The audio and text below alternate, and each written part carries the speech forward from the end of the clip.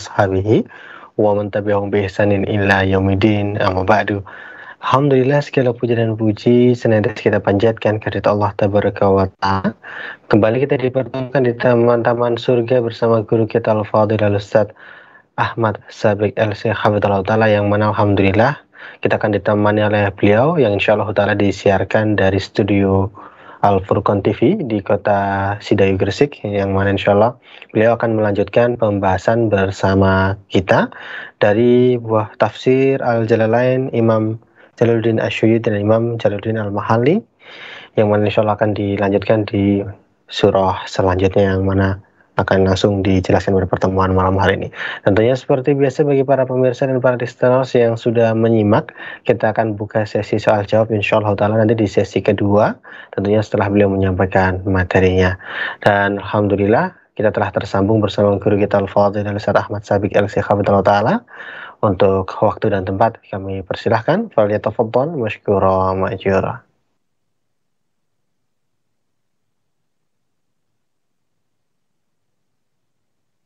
Bismillahirrahmanirrahim. Assalamualaikum warahmatullahi wabarakatuh. Alhamdulillahirabbil alamin. Wassalatu wassalamu ala asyrafil anbiya'i wal mursalin nabiyyina Muhammadin wa ala alihi wa ashabihi ajma'in. Wala haula wala quwwata illa billahi rabbil alamin. Asyhadu an la ilaha illallah wahdahu la syarikalah wa asyhadu anna Muhammadan abduhu wa rasuluh, amma ba'd.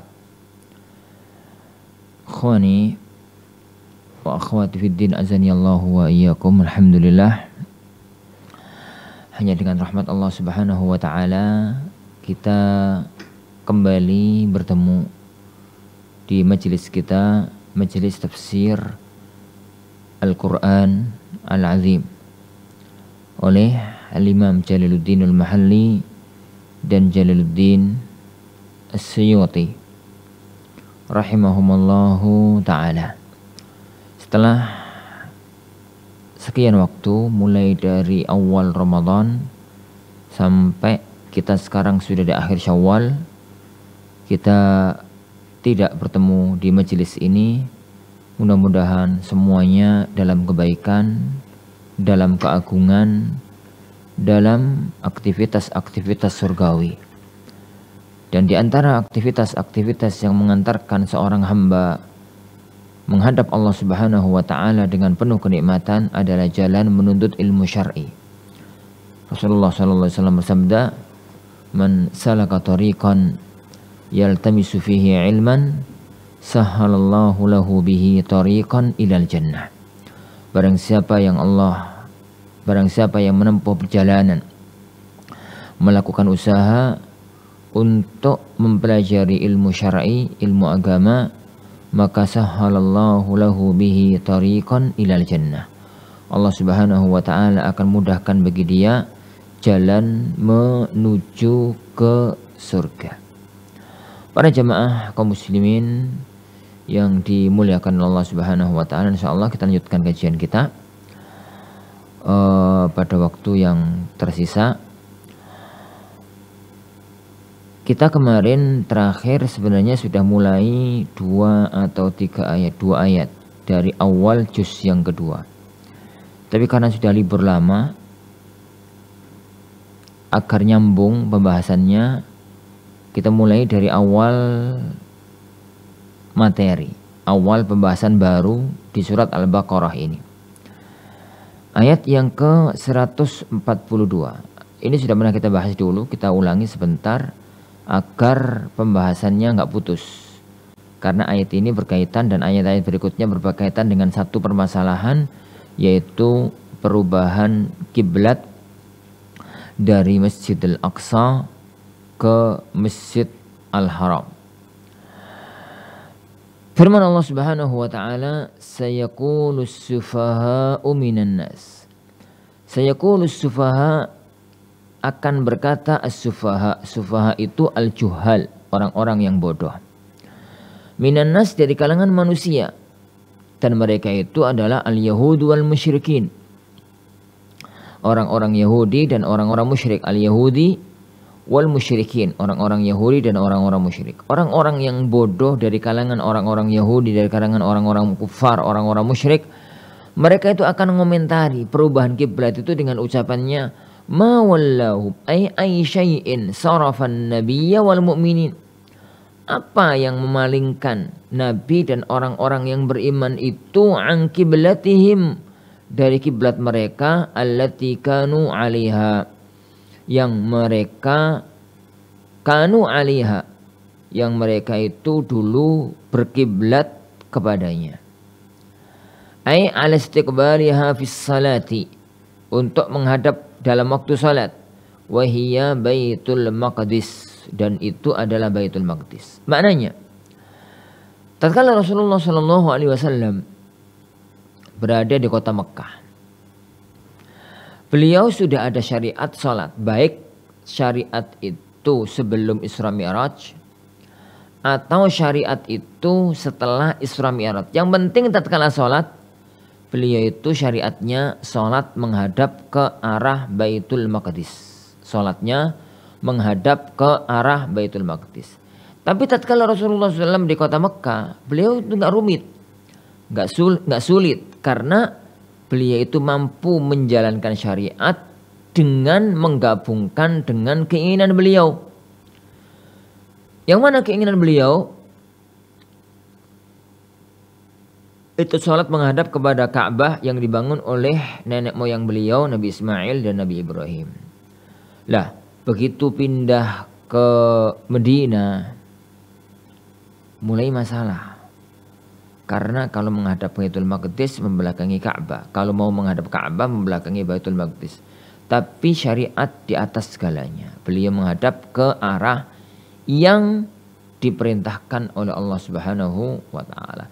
Sampai kemudian Allah merubah kiblat dari Baitul Maqdis di Palestina ke Ka'bah di Masjidil Haram di kota Makkah. Nah, itu membuat komentar-komentar yang gak enak dari kalangan orang-orang Yahudi, dari kalangan orang-orang musyrik. Mereka mengatakan ma wallahum an qiblatihim allati kanu 'alaiha. Ngapain itu? Apa yang menjadikan Muhammad dan orang-orang yang beriman itu pindah kiblat itu lopo gitu. Beliau mengatakan, yani al-wal ityanu bis-sin ad-dalla 'ala al-istiqbal. Al-Qur'an menggunakan bahasa sin, sayaqulu. Ini bahasanya itu sayaqulu.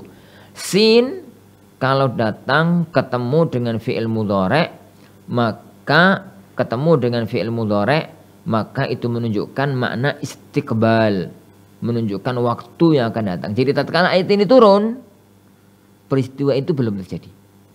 Tatkala ayat ini turun, belum ada komentar miring dari orang-orang Yahudi, dari orang-orang musyrik, tapi akan ngomong semacam itu.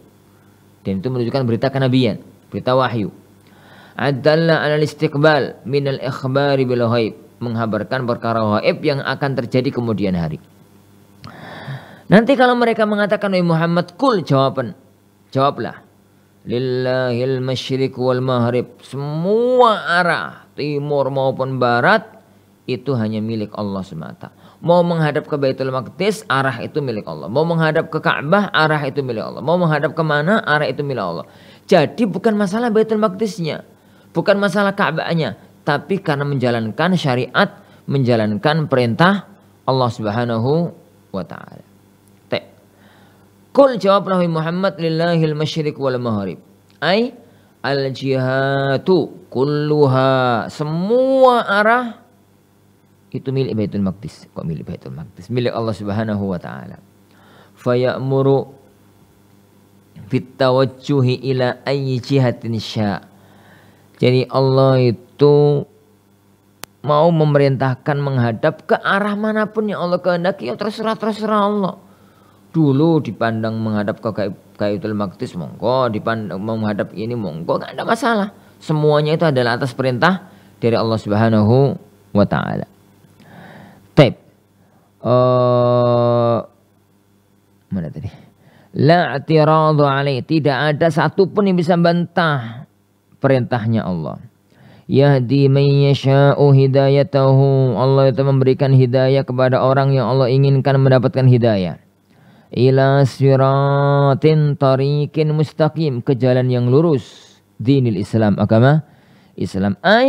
Wa minhum antum, di antara mereka adalah kalian.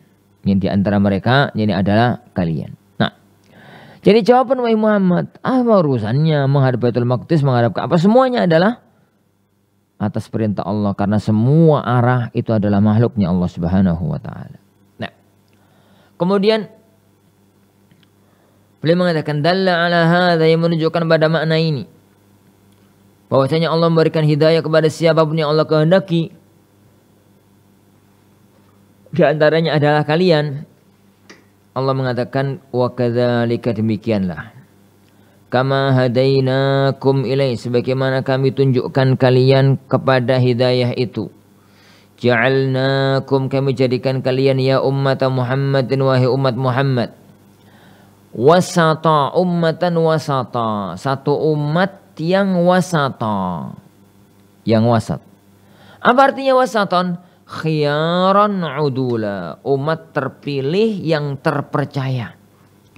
Wasaton, kata beliau yang memilih makna ini, kata Imam Suyuti rahimahullah, khiyaran udula, umat yang terpercaya, yang terpilih dan terpercaya. Litakunu syuhada'a 'alan nas, agar kalian itu menjadi saksi atas manusia.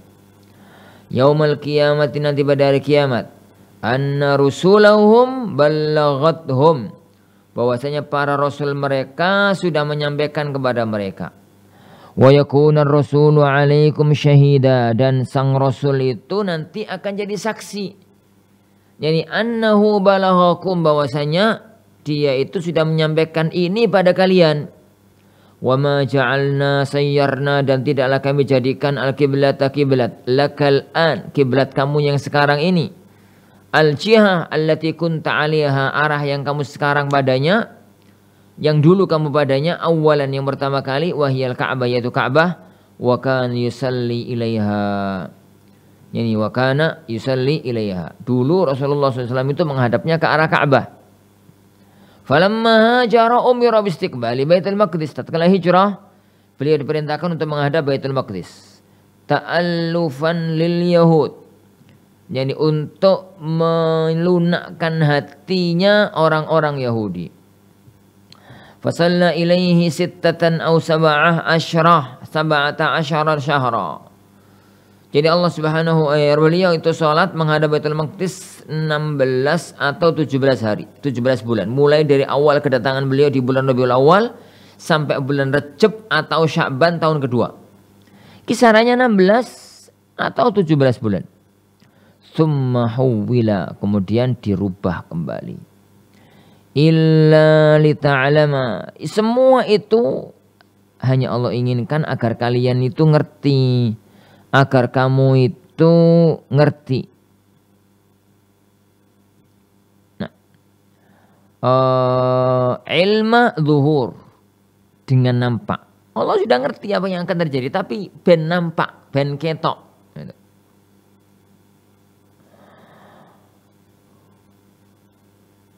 Mayyattabi'ur rasul, siapa yang mengikuti para rasul. Fayusaddiquhu, lalu dia benarkan. Mimman yanqalibu ala aqibai, dan siapa yang berbalik, yarji'u ilal kufr, balik kafir. Syakkan fid din, karena ragu-ragu tentang agamanya. Wa dhannan annan nabiyya fi hiratin min amrihi, dan menyangka Rasulullah itu bingung dalam hukum agamanya, dalam urusannya. Wa qad irtadda lidzalika jamaah, peristiwa ini membuat murtad sebagian jamaah, sebagian orang. Iya toh, gak jelas-jelas. Kemarin menghadap Baitul Maqdis, sekarang pindah ke Mekah. Yani koyo Muhammad itu bingung dengan syariat agamanya. Itu ujian yang datang dari Allah Subhanahu wa ta'ala. Memang ada orang-orang yang semacam itu. Wa in kanat in mukhaffafah minas tsaqil, aslinya itu innahu, lalu nunnya tasydidnya dibuang, otomatis hunya dibuang, isim innanya dibuang, menjadi wa in gitu. dan sesungguhnya.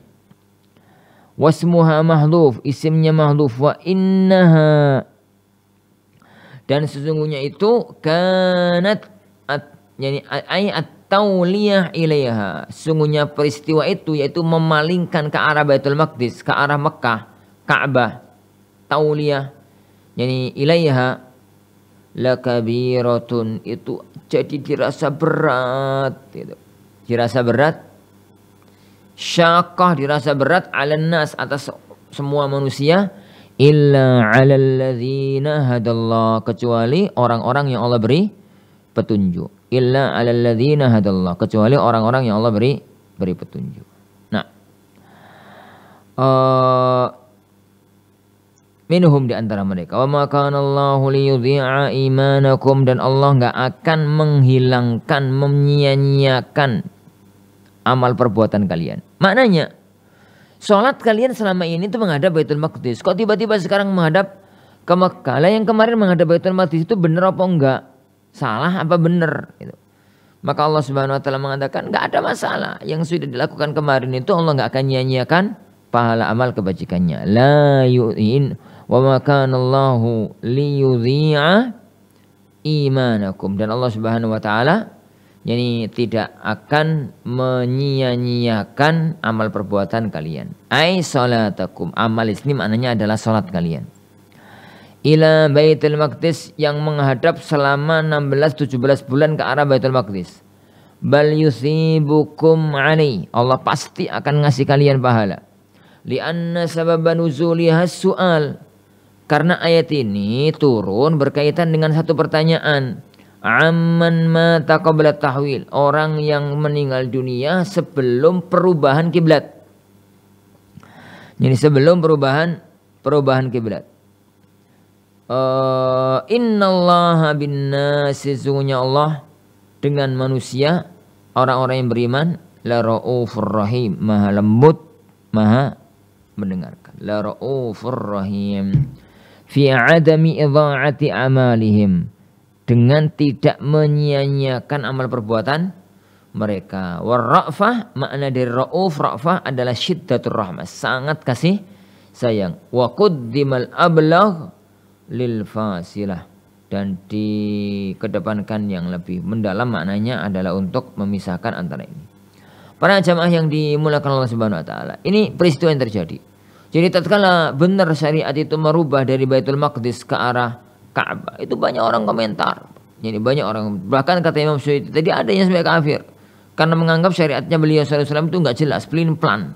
Syariatnya itu enggak jelas, pelin plan dan semacam itu. Padahal kalau dipikir-pikir yang jernih, mau menghadap Baitul Maqdis, mau menghadap Ka'bah itu ora ono masalah. Karena sama-sama itu adalah makhluknya Allah. Sama-sama syariat itu datang dari Allah Subhanahu wa Ta'ala. Sama-sama ini semua datang dari Allah Subhanahu wa Ta'ala. Mau diperintahkan ini kita jalankan, mau diperintahkan itu kita jalankan. Sekarang diperintahkan ini, nanti dirubah, yuk kita jalankan. Tapi itu tatkala beliau sallallahu alaihi wasallam masih ada, bisa berubah hukum. Tapi sekarang tatkala beliau sudah tidak ada, maka tugas kita hanya mempelajari hukum-hukum yang datang dari Al-Quran dan datang dari sunnah Rasulullah sallallahu alaihi wa ala alihi wasallam. Wallahu a'lam bisawab. Insyaallah subhanahu wa ta'ala, sebagai mukadimah kita nantikan sampai di sini terlebih dahulu, dan mohon maaf karena tadi mulainya juga agak mundur karena ada masalah teknis yang perlu ditata. Kemudian sampai sini insyaallah subhanahu wa ta'ala mukadimah kita atau kajian membuka kita setelah Ramadan. Insyaallah subhanahu wa ta'ala kita lanjutkan pada waktu yang akan datang biizni rabbina tabaraka wa ta'ala. Wallahu a'lam bissawab. Wassallallahu wasallama wa baraka ala nabiyyina Muhammad. Assalamualaikum warahmatullahi wabarakatuh.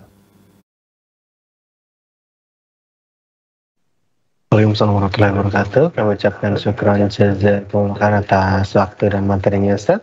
Tapi kita masuk di sesi kedua bagi para pemirsa dan para listeners yang sudah mengikuti dan menyimak pada pembahasan kita di malam hari ini. Anda dapat langsung menyambungkan pertanyaan Anda bisa dari line interaktif kami di 08 73 kali 04 kali 846 ataupun dapat dikirimkan dari pesan SMS maupun WhatsApp di nomor 08 73 kali 04 kali 846. Tentunya langsung bisa ditanyakan dari materi kita di malam hari ini dari pembahasan tafsir Al-Jalalain. Baik, kita bacakan pertanyaan yang sudah masuk di sini, Ustaz. Dari Bapak Mulyanto di Semarang, Ustaz. Dia bertanya, Assalamualaikum Ustaz. Afwan mau bertanya, saya pernah mendengar Ustadz menyampaikan ahli ilmu lebih utama dari ahli ibadah. Jikalau ahli ilmu tapi tidak mengamalkan, apakah tetap lebih mulia dari ahli ibadah, Ustaz? Syukran, mohon nasihat dan penjelasannya, Ustaz.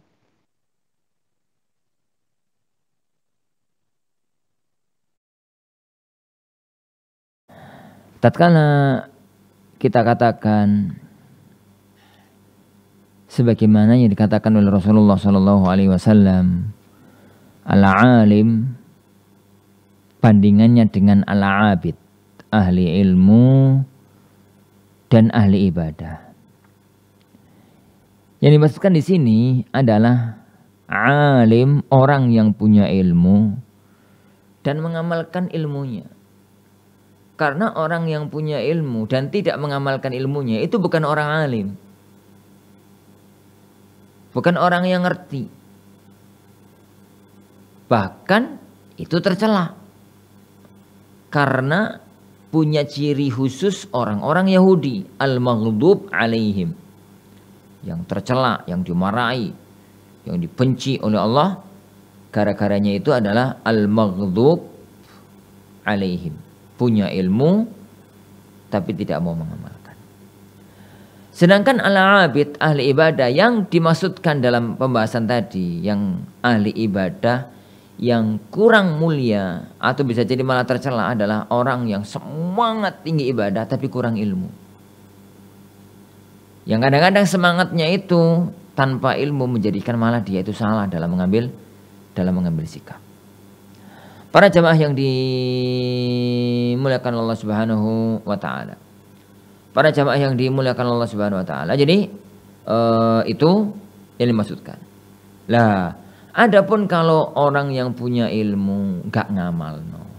Orang yang ahli ibadah terus tanpa ilmu, ya dua-duanya tercela. Adapun kalau dibalik, orang yang punya ilmu ngamal, ahli ibadah landasannya ilmu, ya sama-sama terpuji. Tapi secara umum yang kita maksudkan dengan alim adalah orang yang punya ilmu dan mengamalkan ilmunya. Bukan orang yang punya ilmu sekedar untuk wawasan ilmiah, bukan untuk diamalkan. Wallahu a'lam bishawab. Nah.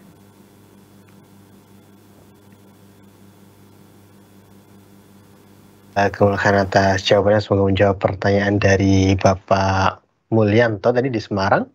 Baik, namanya ada penelpon yang ingin mencoba masuk, mungkin kita angkat terlebih dahulu. Halo, Assalamualaikum.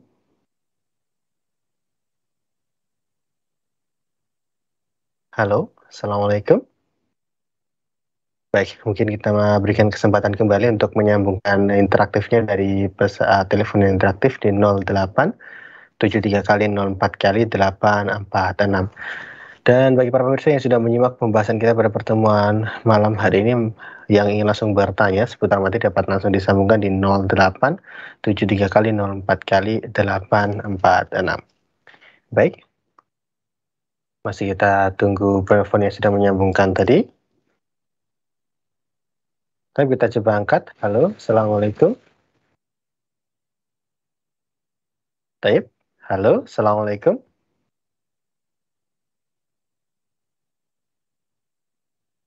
Nah, mungkin kita putus terlebih dahulu. Kita coba bacakan pertanyaan yang masuk dari WhatsApp di sini, Ustaz. Bismillah, Ustaz. Saya Adam dari Surabaya. Beliau bertanya, Ustaz, menjelang Idul Adha, banyak praktek masyarakat bahwa panitia mendapatkan jatah khusus daging daripada yang bukan panitia, Ustaz. Misal, panitia mendapatkan 2 bungkus atau semisal. Bagaimanakah hukum tersebut, Ustaz?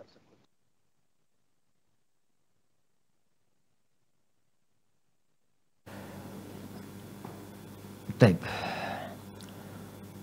Fikih Idul Korban Salah satu di antara masalah utamanya adalah tentang masalah bahwa berkorban itu memang dia gunakan, dia niatkan semuanya untuk Allah Subhanahu wa taala.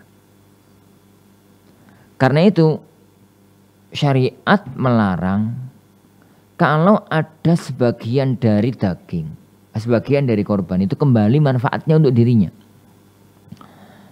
Kecuali sebagian di antara daging yang memang dibolehkan syariat untuk dia manfaatkan. Nah, maksud kembali untuk dirinya itu adalah ada di antara sebagian korban itu yang tidak digunakan untuk kebaikan, untuk sedekah, tapi untuk sesuatu yang sifatnya transaksional. Makanya di antara yang dipraktekkan oleh beliau SAW adalah larangan memberi jagal dari binatang korban. Larangan memberikan kepada jagal dari binatang korban. Boleh diberi jagal itu dengan dua hal. Yang pertama, apabila dia diberi sebagai upah bukan dari hasil binatang korban. Dikasih sendiri sama yang berkorban sebagai uang capek, sebagai uang apa, atau yang semisalnya. Itu yang pertama. Yang kedua, kalau diberi dari daging korban bukan atas nama jagal. Bisa jadi karena dia tonggo, karena dia teman, karena dia itu karena dia itu ini, karena dia itu. Yang penting bukan karena sebagai seorang jagal. Petanya itu semacam itu. Lah dari sini perlu kemudian dipetani, diklarifikasi yang berkaitan dengan masalah panitia. Apakah panitia itu masuk dalam hukum jazar, jagal, yang dilarang oleh Rasulullah SAW untuk diberi lebih, untuk diberi bagian dari daging, ataukah tidak? Itu yang kemudian muncul pembahasannya di kalangan para asatidzah yang ada di zaman sekarang. Untuk sikap kehati-hatian dalam masalah ini, maka jagal atau panitia jangan diberi bagian khusus untuk mengambil sikap kehati-hatian. Jangan diberi bagian khusus atas nama panitia. Tapi silahkan kalau mau diberi atas nama yang lainnya. Entah dia itu sebagai warga, sebagai ini, sebagai itu nggak ada masalah. Yang penting bukan diberi sebagai jagal orang-orang yang ikut dalam prosesi penyembelihan ibadah korban tersebut. Wallahu a'lam bishawab.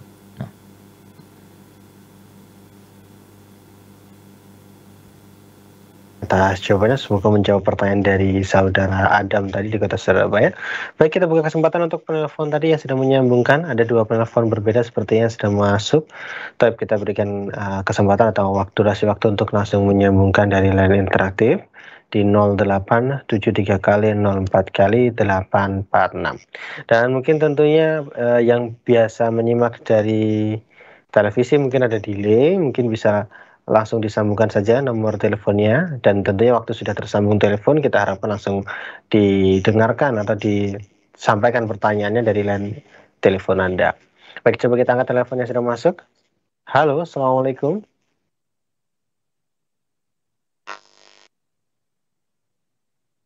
Halo, Assalamualaikum. Nah, dengan Ibu Abdul Majid nih sepertinya. Silahkan Ibu pertanyaannya. Matur nuwun Ustaz Harudin. Assalamualaikum warahmatullahi wabarakatuh. Ustaz Abdullah Ta'ala yang dalam jawab ini Ustaz.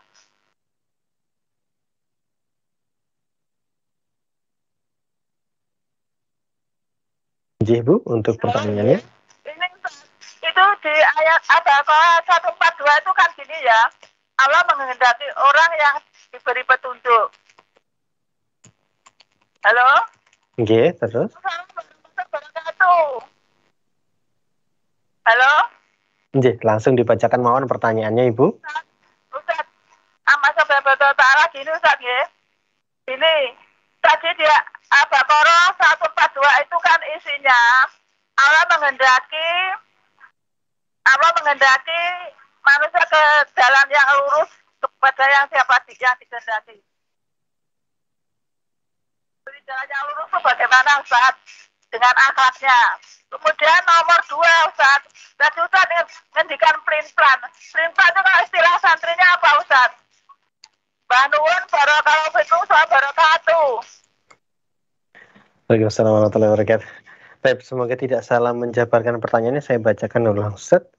Mungkin lebih jelas dari line telepon. Beliau bertanya terkait jika dari ayat yang dijelaskan, ayat Al-Baqarah 142, Allah menghendaki orang yang diberikan petunjuk agar diberikan jalan yang lurus dengan akhlaknya. Mungkin bisa dijelaskan lagi seperti itu yang Ana tangkap dari yang beliau tanyakan. Kemudian yang kedua, istilah dari plan di bahasa santrinya seperti apa, mungkin bisa diberikan nasihat dan kesimpulan, Ustaz.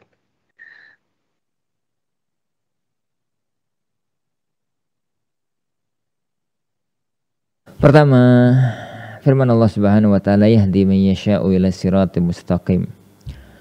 Allah memberikan hidayah, petunjuk kepada siapapun yang Allah kehendaki ke jalan yang lurus.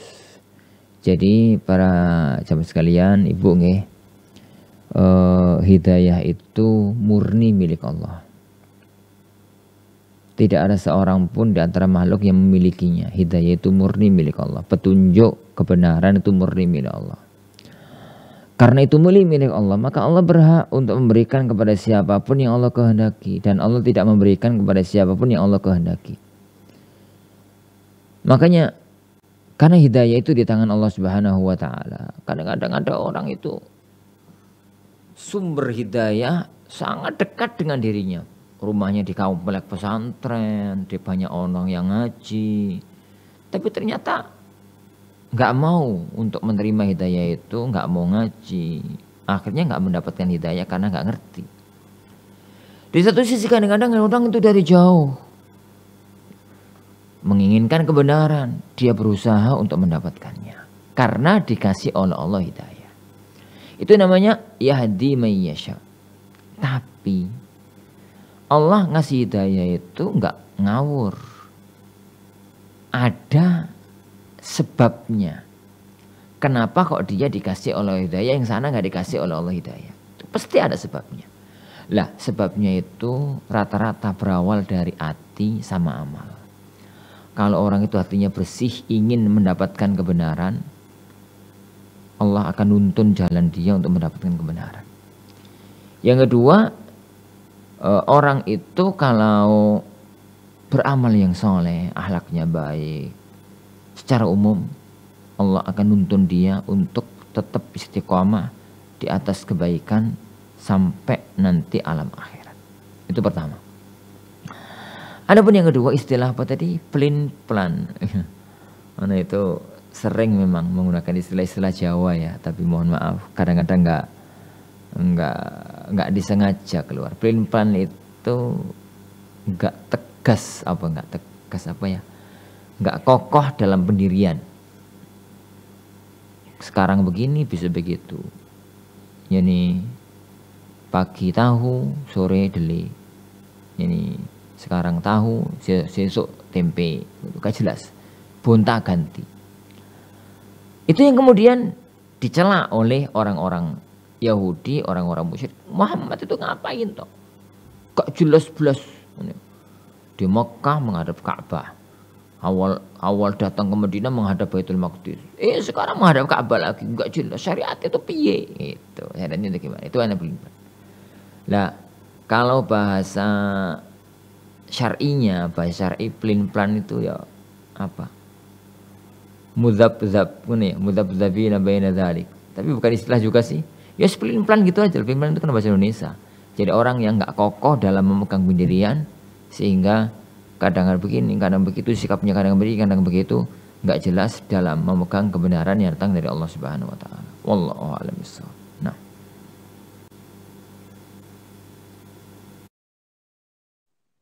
Ustaz, sekian jazakumullah khairan atas jawabannya. Semoga menjawab pertanyaan dari Ibu Abdul Majid tadi di kota Gresik. Ustaz, kita bacakan satu pertanyaan terakhir sebelum kita tutup pembahasan pada malam hari ini, Ustaz. Dari Bapak Budi Purnomo di sini beliau bertanya, Ustaz. Beliau bertanya, Ustaz, adakah batasan tempat yang tidak boleh untuk mengucapkan salam? Untuk yang pertama itu, Ustaz. Kemudian pertanyaan kedua, apakah berdosa untuk anak ketiga bila anak pertama memutuskan silaturahmi setelah pembagian kepada ahli waris rata 3 orang anak laki-laki? Saat itu ibu masih hidup tetapi ibu tidak menginginkannya. Mungkin anak pertama cemburu karena anak kedua dan ketiga untuk dibelikan rumah sehingga setelah ibu meninggal nilai akhir harta waris anak kedua dan ketiga lebih besar saat terjual dan kami tidak membaginya lagi kepada anak pertama karena sudah dibagi rata pada saat ayah meninggal, Ustaz. Dua pertanyaan, Ustaz. Mungkin mohon nasihat dan penjelasannya, Ustaz.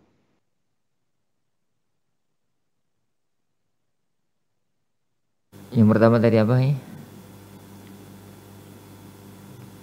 Yang pertama tadi apa ya? Yang pertama.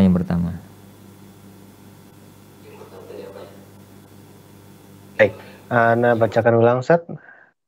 Pertanyaan pertama terkait batasan tempat yang tidak boleh untuk mengucapkan salam. Kemudian pertanyaan kedua, apakah berdosa untuk anak ketiga bila anak pertama memutuskan silaturahmi setelah pembagian kepada ahli waris 3 orang anak laki-laki? Saat itu pembagian waris ibu masih hidup, tetapi ibu tidak menginginkan adanya pembagian waris seperti itu mungkin, Ustaz. Anak pertama cemburu karena anak kedua dan ketiga untuk membeli rumah sehingga nilai akhir harta waris anak kedua dan ketiga lebih besar saat terjual harta warisnya dan tidak membaginya lagi kepada anak pertama, Ustaz. Kemudian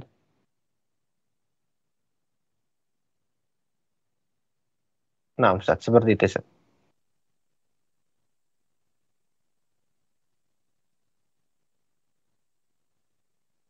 Salam. Anak nggak tahu ya. Ada satu syariat yang berkaitan larangan memberi salam di tempat tertentu. Larangan memberi salam di tempat tertentu. Kalau kaitannya dengan tempat. Yang Anda tahu, larangan memberi salam itu kaitannya dengan kondisi. Yaitu apabila yang di hadapan dia itu semuanya orang kafir. Boleh nggak mengucapkan salam kepada dia? Mazhab jumhur para ulama mengatakan memulai jawab salam nggak, memulai ngomong salam nggak boleh. Kalau yang di hadapannya itu adalah semuanya orang kafir. Jangan mulai dengan salam la tabda'u, jangan kalian memulai mengucapkan salam. Itu kondisi. Adapun tempat, di tempat ini, tempat itu nggak boleh salam. Ana nggak tahu, wallahu alam. Adapun yang kedua tentang masalah waris. Jadi masalah waris itu tidak bisa ditanyakan dalam forum umum. Karena dalam kasus tadi yang dikatakan punya 3 bersaudara dan ada ibunya dan macam-macam, maka itu harus didudukkan. Didudukkan dalam arti anak yang pertama, anak yang kedua, anak yang ketiga, tolong 3-tiganya sepakat menghadap kepada ustadz yang mereka percayai ilmu dan amanahnya. Yani kemudian diminta untuk menyelesaikan masalah yang ada di hadapan mereka. Itu yang pertama. Harus detail, bisa jadi berita dari salah satu di antara mereka kurang tepat, kurang fokus, kurang benar gitu ya. Sehingga butuh diimbangi dengan berita dari yang lainnya. Itu yang pertama. Yang kedua, dalam pembagian harta waris, patokannya itu adalah saat dibagi.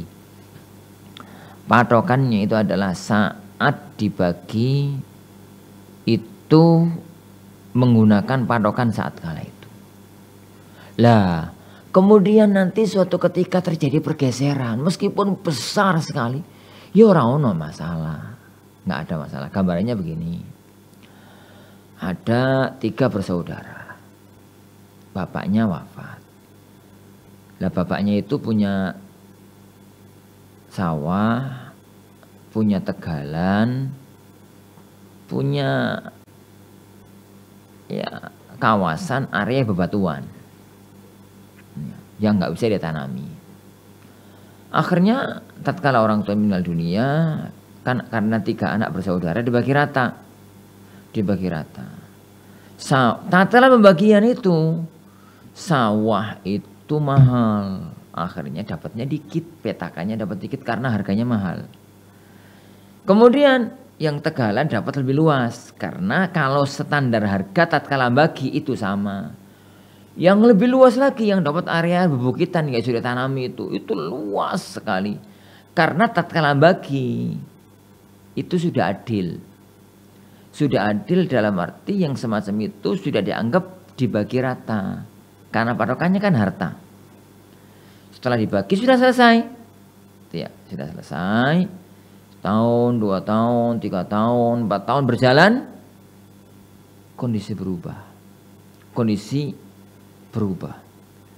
Jadi ada penemuan baru, batu itu bisa diolah untuk apa gitu.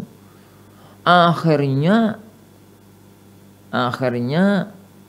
warisan dari orang tua untuk anak ketiga yang dapat area bebatuan yang dulu murah itu sekarang mahal melejit, melebihi harga sawah yang diwarisi oleh anak pertama. Akhirnya mereka itu punya pandangan enak mana anak ketiga. Tanahnya ombok, luas, harganya mahal. Minta bagian mestinya. Nggak bisa. Karena setelah dibagi, harta itu sudah bukan lagi harta waris. Harta itu sudah menjadi harta mereka masing-masing.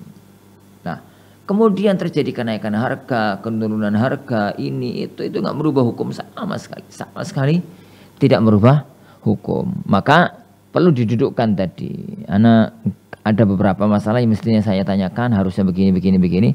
Tapi jangan ke anak dalam arti sampaikan kepada ustadz terpercaya yang ada di daerah antum untuk mendudukkan permasalahan yang ada didudukkan. Ada hadiran anak pertama, anak kedua, anak ketiga untuk diterangkan, dijabarkan bagaimana duduk permasalahan yang sebenarnya. Wallahu alam bisawab.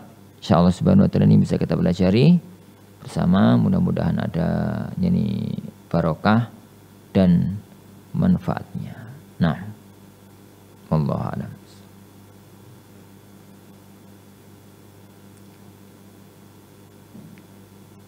Yang telah disampaikan, kami mengucapkan syukuran jazakumullah khairan atas waktu dan nasihatnya. Kami juga mengucapkan terima kasih kepada para pemirsa Aliman TV dan pemirsa Al-Furqan TV yang sudah menyimak.